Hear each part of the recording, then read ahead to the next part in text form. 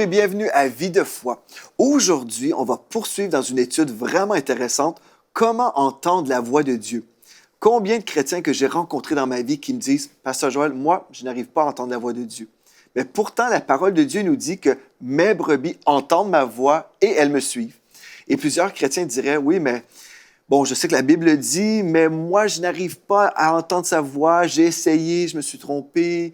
Je ne sais pas comment faire la différence entre ma voix ou mes pensées et la voix de Dieu. Comment faire, Pasteur Joël? Je suis un petit peu mélangé et des fois, je ne sais pas trop quoi faire parce que je suis confus. » Comme on a vu dans nos émissions précédentes, le Seigneur Jésus avançait avec conviction. Il avait une mission très précise et puis il avançait toujours dans la foi. Il savait qu'il était ici, sur la terre, pour venir chercher et sauver les perdus. Il a paru afin de détruire les œuvres du diable. Nous savons que Jésus avançait avec conviction. Il ne se remettait jamais en question pour dire « Mais qu'est-ce que je fais ici sur la terre? » Non, Jésus le savait très, très bien. Et puisqu'il le savait, il pouvait accomplir la volonté de Dieu parfaitement. On sait que Jésus était parfait, il est parfait, gloire à Dieu. Mais peut-être vous vous dites, oui, c'est bien, Jésus avait une clarté, mais moi, si j'étais comme lui, si j'entendais le Père comme Jésus a entendu le Père, si j'étais Dieu, bien là, certainement, moi aussi, j'aurais pu faire similaire ou pareil.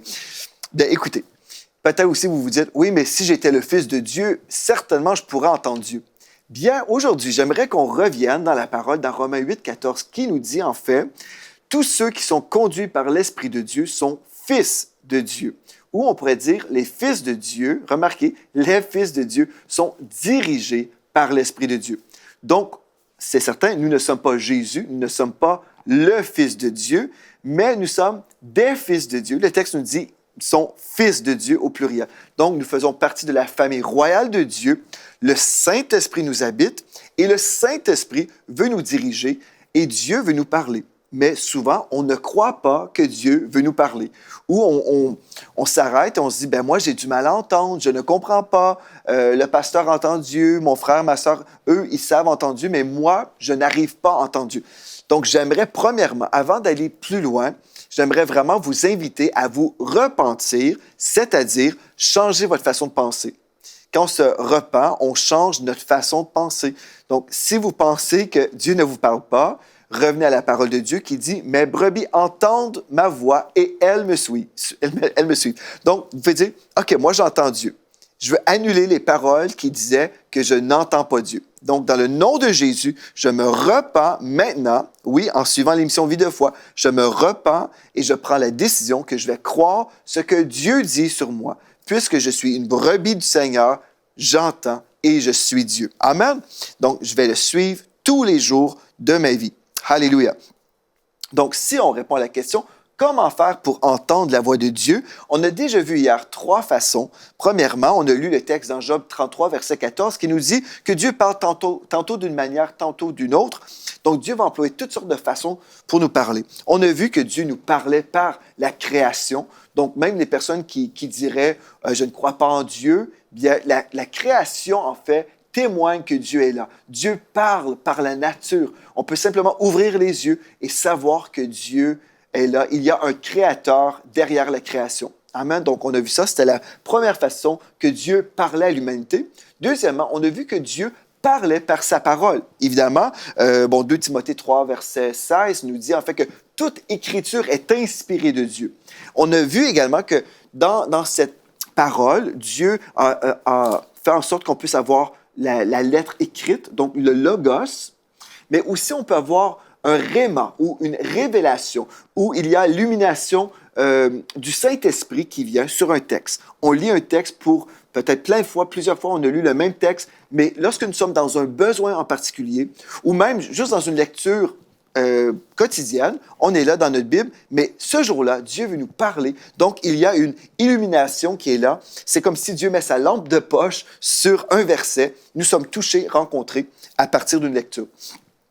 Donc ça, c'était la deuxième façon que Dieu employait pour nous parler, la parole certainement, et Dieu nous parle à notre esprit également. On a vu ça hier, donc on a vu par exemple Proverbe 20, verset 27, qui nous dit que le souffle de l'homme est une lampe de l'Éternel. Donc la Bible écrite, elle est vraiment une lampe de l'Éternel, la lumière sur notre sentier, amen, mais aussi notre esprit. Donc, on a commencé en parlant de tout ça hier, où on a terminé l'émission en parlant de ces 3 façons que Dieu va utiliser pour nous parler. Je vais juste revenir, en fait, en parlant de la parole. Comment Dieu va nous parler à travers la parole. Vous allez dire, OK, Pasteur Joël, c'est très bien, mais moi, j'ai un souci, là. Je veux savoir, est-ce que je dois aller dans telle école ou une autre école? Je dois choisir, et c'est bien beau, tu dis que Dieu nous parle par la parole, mais la parole ne dira pas que je dois fréquenter telle université. J'ai besoin de savoir quoi faire. Et je suis dans ce dilemme. Pasteur Joël, je ne sais pas quoi faire. Et je sais, j'ai rencontré plusieurs chrétiens tout au long de mon ministère et tout au long de ma vie, ayant été sauvé vers l'âge de 3 ans, 3-4 ans. J'ai été dans l'Église toute ma vie et j'ai eu plusieurs échanges avec des frères et des sœurs qui étaient à la recherche de la volonté de Dieu. Et on se pose tous des questions, n'est-ce pas? On se dit tous, mais quoi faire? Bien, alléluia, le Saint-Esprit habite votre esprit et il va vous révéler la parole. En fait, il va vous donner des principes. Il va vous révéler des principes dans la parole de Dieu pour vous aider à décider ce que vous allez faire. Par exemple, le nom de l'université ne sera pas marqué. OK? Par exemple, moi, j'ai fréquenté Bishop's University. Et puis, le texte ne disait pas « Joel Spinks va fréquenter l'université Bishop's ». Non, c'est clair. Mais les principes de Dieu pour ma sélection, bien, les principes sont là. Par exemple, lorsque je fréquentais mon épouse Mathilde, on s'est fiancés. Et là, j'ai eu un moment de doute. Et là, j'ai demandé au Seigneur de me parler. J'ai eu un moment de doute parce que là, je me disais, je suis jeune, j'avais 22 ans quand je me suis marié, donc j'étais assez jeune et puis je me sentais angoissé. Pas parce que je n'aimais pas ma femme ou ma fiancée, mais parce que je voyais que j'étais jeune, là, je voyais les responsabilités devant moi. Est-ce que je suis prêt? À 22 ans, quand même, c'est jeune. Et puis, mais il faut dire que les générations passées se mariaient même avant l'âge de 22 ans. Mais tout ça pour dire que moi, j'ai vécu ça comme ça. J'étais angoissé. Est-ce que je suis prêt? Et puis, j'ai demandé au Seigneur de me parler. Et Dieu, ce que l'Esprit de Dieu a fait, il m'a parlé dans mon esprit et il m'a donné des références bibliques. Donc, je suis allé voir dans la Bible et là, j'ai découvert en fait 2 versets. Un verset me disait que les pas de l'homme sont guidés ou dirigés par Dieu. Et par cette référence biblique-là, je savais dans mon cœur que Dieu était celui qui m'avait dirigé vers ma fiancée. Et ensuite, le Seigneur m'a parlé à partir d'un autre verset qui dit que le mari doit aimer son épouse comme Christ aime l'Église. À ce moment-là, je savais, ah oui, puisque j'aimais Mathilde à un tel point où j'étais prêt à mourir pour elle, tellement je l'aimais, je savais à ce moment-là que Dieu m'avait parlé clairement, à partir de la parole, mais aussi à partir de mon esprit.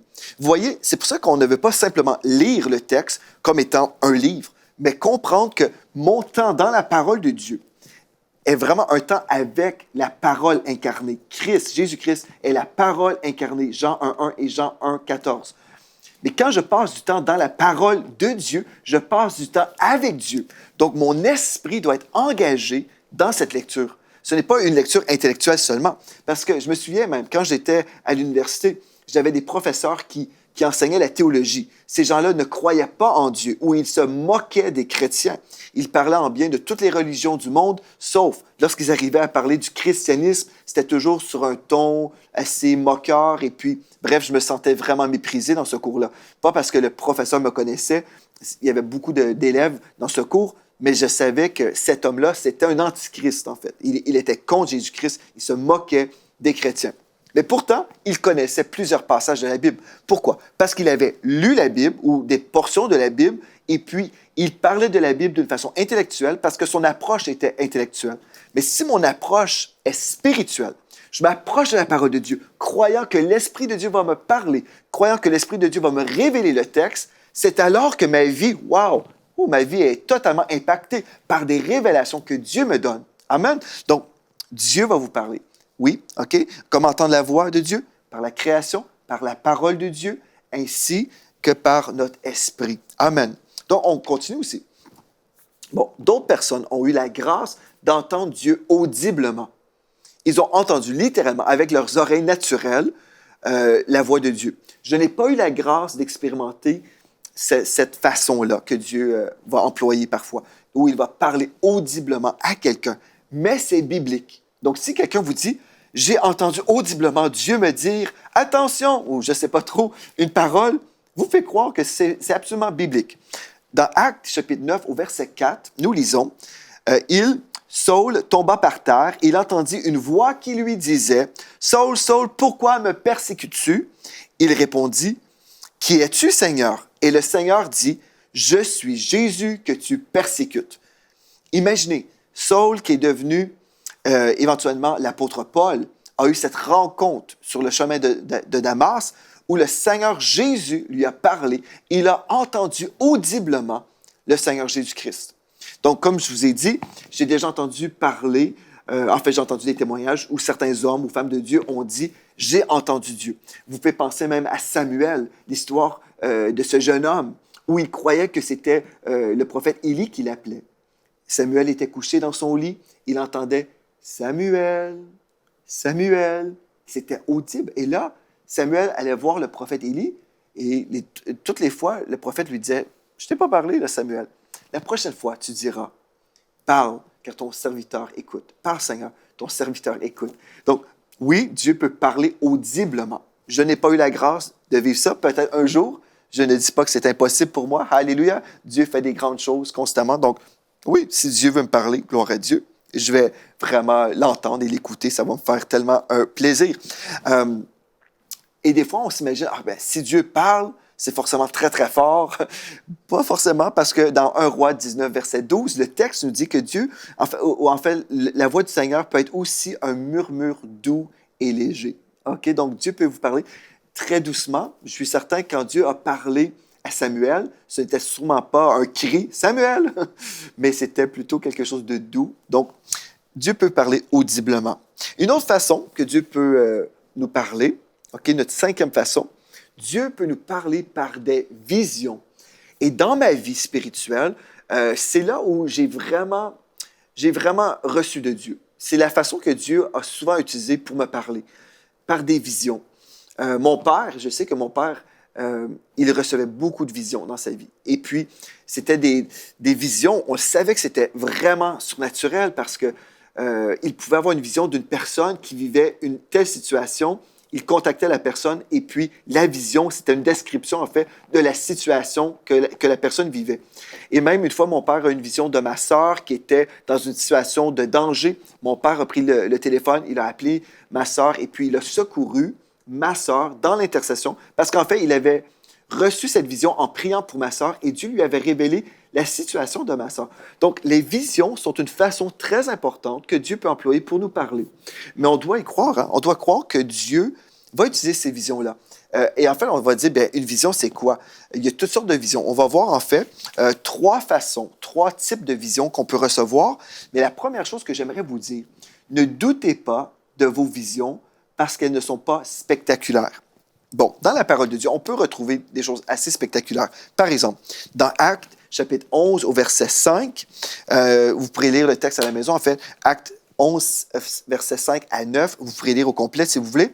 Mais en parlant de Pierre, il dit « J'étais dans la ville de Joppé et pendant que je priais, remarquez, pendant que je priais, je tombais en extase et j'ai eu une vision. » Donc, Pierre a reçu cette vision de cette nappe qui descendait du ciel, où il a vu ces créatures qui étaient, selon la loi juive, impures. Et là, Dieu lui dit « Tue et mange ». Et en fait, c'était vraiment une illustration visuelle. Là, hein? C'est quelque chose que Dieu lui révélait pour qu'il comprenne une grande vérité spirituelle, que l'Évangile était pour tous. Donc, on ne pouvait pas dire que les gentils étaient impurs, mais que ces gens-là aussi devaient être rejoints avec l'Évangile de Jésus-Christ. Donc, ça, c'est un autre enseignement. Mais en gros, Pierre a eu quelque chose d'assez spectaculaire, là, une vision spectaculaire. Et c'est biblique parce que dans Joël chapitre 2, au verset 28, nous lisons « Vos jeunes gens auront des visions ». Et nous vivons dans cette époque où plusieurs personnes reçoivent des visions de Dieu. Et on peut douter aussi des fois, on dit « Ah, la personne s'imagine des choses ». Et on va voir ensemble ce que la parole de Dieu nous dit concernant l'imagination. Mais en gros, comprenez juste ceci là en ce moment. OK, Dieu peut nous parler par des visions, mais on ne doit pas mépriser les visions parce qu'on a reçu ça d'une façon qui semble très simple.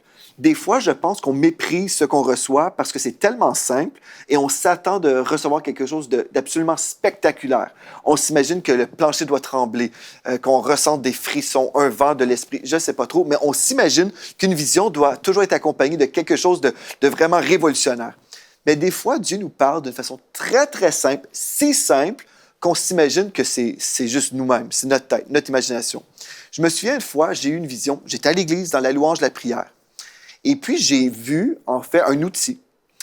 Et là, Dieu m'a dit, parle à tel frère dans l'Église et donne cette parole concernant cet outil. Mais je trouvais ça tellement bizarre. J'étais là, un outil, je dois parler à ce frère-là concernant un outil. Je ne comprenais rien. Et puisque j'ai douté, j'ai méprisé cette parole que j'ai reçue dans mon esprit, je n'ai pas donné la parole. Ensuite, c'était le pasteur Gwen Dresser qui est à l'Église avec nous. Le pasteur Gwen a reçu la même vision et puis la même parole. Et lui, il a été obéissant. Il a donné la parole et le frère a été hyper béni. Et après, j'ai compris pourquoi. Donc, il y avait tout un sens, mais moi, j'ai douté parce que c'était tellement simple. Je m'imaginais des choses. Je croyais, c'est juste mon imagination. Mais pourquoi? Mais une des choses que vous devez comprendre, quand Dieu vous parle, quand c'est une image spontanée, là, vous êtes en train de prier, vous louez Dieu, et là, vous avez une image. C'est juste une image. Une vision, c'est une image.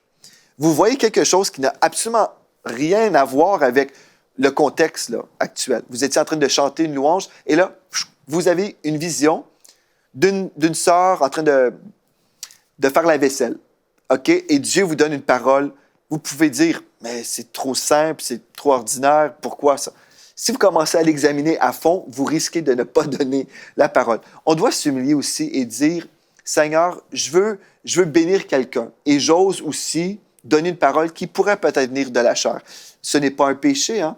La façon qu'on peut grandir, c'est en prenant des pas de foi comme ça. On doit prendre des pas et là, comme on prend des pas, ben, Dieu va nous confirmer, c'était vraiment moi qui t'ai parlé.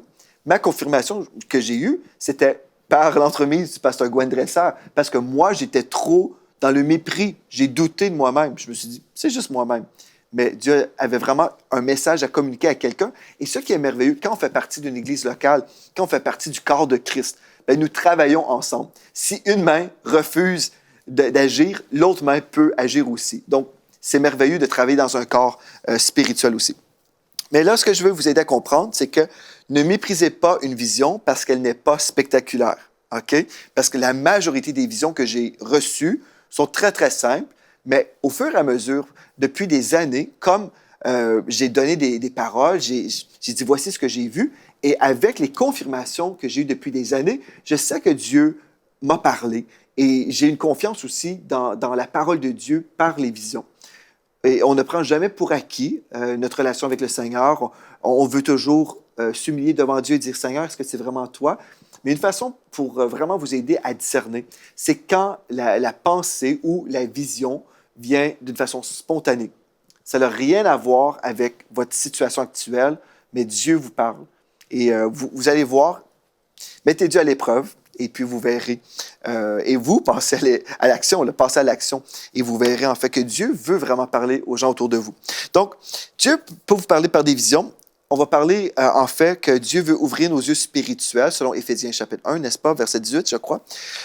Dieu, en fait, va illuminer les yeux, oui, c'est ça, Éphésiens 1, 18, les yeux spirituels. Donc, les yeux spirituels, on parle ici des yeux de notre esprit. Okay? Les yeux de notre cœur, les yeux de notre esprit. Éphésiens 1, 18 nous dit que Dieu illumine les yeux de votre cœur.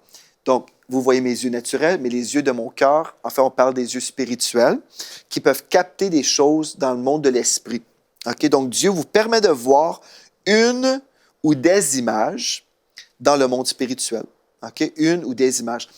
Souvent, les chrétiens disent, « Ah, Pasteur Joël, j'ai eu une image, j'ai vu quelque chose. » Et là, moi, je vais dire, « OK, vous avez reçu une vision. » Et les chrétiens ont du mal à dire, « J'ai eu une vision » parce qu'ils s'imaginent, « Ah bien, c'est un peu prétentieux, je suis juste une personne normale, ordinaire, et puis on a peur de l'avouer. » Mais en fait, ce n'est pas mal en soi hein, de recevoir une vision. Et on peut le dire, « J'ai vu quelque chose, j'ai eu une vision spirituelle avec les yeux de mon cœur. » Amen. Donc, Dieu vous permet de voir une ou des images dans le monde spirituel. Et quand vous recevez une vision, Des fois, c'est une première chose que vous voyez. Si vous ne comprenez rien, vous pouvez continuer à prier, prier en esprit, prier en langue. Et récemment, j'ai reçu une vision de la part de Dieu. Comme j'étais ici à EMC TV, je priais. J'ai eu une première image. Et j'ai dit, mais Seigneur, qu'est-ce que tu veux nous dire par ça? Et là, j'ai eu une deuxième vision qui complétait la première. Et là, j'ai dit, OK, Seigneur, je comprends, mais qu'est-ce que tu veux nous dire aussi concernant cette deuxième vision? Et là, j'ai entendu dans mon esprit 2 références bibliques. Et en tout, là, j'avais un message. C'est que, ah, OK, je comprends, là. Donc, Dieu parle d'une façon, d'une autre façon, et il va aussi élaborer si on lui pose des questions. OK? Donc, ça, c'est très important de comprendre que Dieu, il veut nous parler. OK, donc, Dieu parle par des visions, premièrement, par nos yeux spirituels, aussi les yeux naturels ouverts. Les yeux naturels, OK, ces yeux-là, il peut vous parler par une vision avec vos yeux naturels, mais ouverts. Donc, le monde spirituel est rendu visible avec les yeux naturels. Par exemple, vous voyez un ange. Bien, vos yeux naturels ont vu une créature spirituelle. Vous avez une vision d'une créature qui existe pour de vrai, véritablement. OK, vous l'avez vu, mais c'est avec vos yeux naturels. Dans Hébreux 13, au verset 2, nous lisons « N'oubliez pas l'hospitalité, car en l'exerçant, quelques-uns ont logé des anges sans le savoir. » Donc, ces visions-là, en fait, c'est comme des images qui sont projetées sur un écran de cinéma. Vous le voyez littéralement avec vos yeux naturels. OK? Comme vous pouvez voir aussi, même si on ne parle pas des anges, mais on parle d'une vision, d'une scène, quelque chose, Dieu peut littéralement comme descendre pour vous. C'est comme un écran de cinéma. Vous voyez ça devant vous, vous le savez, vous recevez des informations secrètes, privées. D'un seul coup, vous voyez quelque chose avec vos yeux naturels, comme vous pouvez les voir aussi avec vos yeux spirituels. Donc, Dieu peut parler comme ça. Et aussi avec nos yeux naturels fermés cette fois-ci. OK. Et là, vous dites, mais c'est quoi ça, une vision avec mes yeux naturels fermés? On parle ici de l'imagination. OK?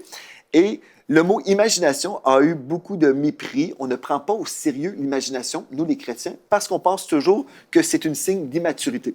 On s'imagine, bien, comme les enfants ont beaucoup d'imagination, on s'imagine, on s'invente des choses. Donc, l'imagination, ce n'est pas quelque chose qu'on devrait considérer comme sérieux. Mais tout comme quelqu'un peut s'imaginer quelque chose de mal, je vais faire du mal à quelqu'un, j'imagine un scénario. Bon, je peux donner mon imagination que Dieu a créée. Okay? Je peux céder mon imagination au royaume des ténèbres, tout comme je peux céder mon imagination au royaume du ciel, au royaume de la lumière. Okay?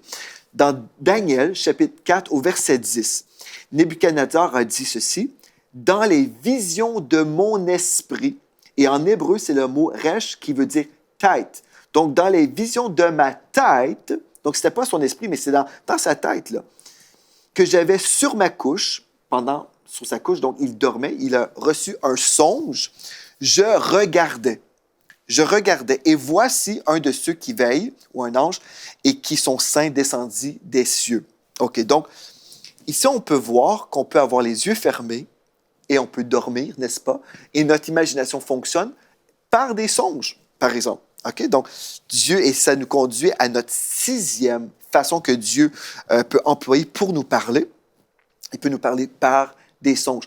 Mais avant d'aller trop rapidement, si vous dites, mais l'imagination, comment faire pour savoir si je suis en train d'imaginer charnellement ou spirituellement?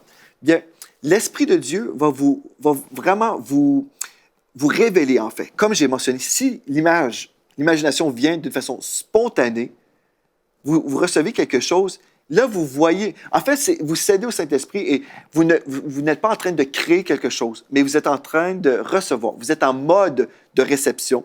Donc, l'imagination peut vraiment être dirigée, inspirée par le Saint-Esprit. On peut imaginer, je vais construire une grande église, je vais construire un collège biblique, je vais démarrer des orphelinats. Et là, je vois, et pendant que je prie en langue, j'imagine, en fait, je vois le bâtiment, je vois toutes ces choses-là, mais ce n'est pas la chair qui a inspiré, c'est l'Esprit de Dieu. Comme je prie en langue, l'Esprit de Dieu m'a révélé des choses en passant par l'imagination. Ce n'est pas mal en soi. Je sais que peut-être certains chrétiens ont du mal à croire ça parce qu'ils disent « les gens dans le nouvel âge font des choses. » J'aimerais vous dire que tout ce qui est bien, tout ce que Dieu a inventé, le diable va toujours imiter. Il va toujours pervertir. Donc, l'imagination vient de Dieu et on peut l'utiliser pour les choses de Dieu, pour le royaume de Dieu. OK, donc, alléluia pour ça. Dieu parle par des songes. On voit dans Job, chapitre 33, au 14e verset. Dieu parle cependant tantôt d'une manière, comme on a vu au début de l'émission, tantôt d'une autre, et l'on n'y prend point garde. Il parle par des songes, par des visions nocturnes. Amen. Quand les hommes sont livrés à un profond sommeil, quand ils sont endormis sur leur couche. Alors, il leur donne des avertissements et met le sceau à ses instructions. Remarquez là. Et il met le sceau sur ses instructions afin de détourner l'homme du mal et de préserver de l'orgueil. Et de le préserver de l'orgueil, afin de garantir son âme de la fausse et sa vie des coups du glaive. OK. On peut se poser la question, mais pourquoi Dieu parle en songe? Si Dieu peut parler directement à notre esprit, pourquoi Dieu va nous parler en songe? Bien, Dieu parle directement à l'homme sans que l'homme puisse tout raisonner. Vous voyez, je vous ai partagé l'histoire quand j'avais reçu une vision pour un frère à l'Église. C'est un outil. Bon, j'ai raisonné, et puisque j'ai raisonné, bien, finalement, je n'ai jamais donné la parole. Mais quand Dieu veut me parler directement, il veut s'assurer que je ne suis pas dans le raisonnement. Il peut me parler directement pendant la nuit, amen, ou le jour, peu importe quand je vais dormir. Donc, Dieu parle directement à l'homme sans que l'homme puisse tout raisonner. Dieu avertit, comme le texte qu'on vient de voir dans Job, là, 33, versets 16, 17 et 18. Dieu avertit et confirme ce que nous ressentons déjà dans notre esprit. Peut-être nous ressentons quelque chose et là, Dieu nous donne une vision dans un songe. Il nous révèle, oui, c'est ça que tu dois faire. Ou non, il va nous avertir. Si, par exemple, vous pensez toujours à un scénario dans le ministère, par exemple, vous avez à cœur, et là, Dieu vous donne un songe, et il peut même vous révéler comment vous allez le faire, vous donner des inspirations. Vraiment, c'est tellement merveilleux de s'ouvrir et dire, Esprit de Dieu, avant de se coucher, là, on dit, Seigneur, parle-moi, je veux t'entendre. Mais si vous écoutez des films d'horreur, vous visionnez des choses, peut-être que vous allez faire des cauchemars. Et c'est pour ça qu'il y a plusieurs chrétiens qui ont du mal à entendre Dieu. Et on va poursuivre demain dans cette série sur quoi faire quand je ne sais pas trop quoi faire. Et on va continuer avec aussi certaines choses que je veux continuer à vous dire concernant comment Dieu peut vous parler. Toute la semaine, on parle comment Dieu nous parle, comment Dieu se révèle à nous, comment Dieu nous dirige. C'est vraiment tellement important pour l'enfant de Dieu de comprendre ces choses. Parce que Dieu veut vous parler. Et vous, je sais, si vous êtes enfant de Dieu, vous voulez l'entendre et vous voulez écouter. Amen. Donc, gloire à Dieu. Vous pouvez m'écrire dès aujourd'hui à videfoi @emcitv.com, donc videfoi @emcitv.com, et dites-moi ce que Dieu est en train de faire dans votre vie. Vous pouvez également nous partager vos témoignages de victoire, comment Dieu vous a délivré, guéri, rempli du Saint-Esprit, peu importe ce que Dieu a fait dans vos vies grâce à cette émission. On dit merci Seigneur et merci à vous de nous écrire. Donc, merci d'avoir été là. C'est un rendez-vous demain à ne pas manquer. Et d'ici à ce moment béni, soyez richement bénis.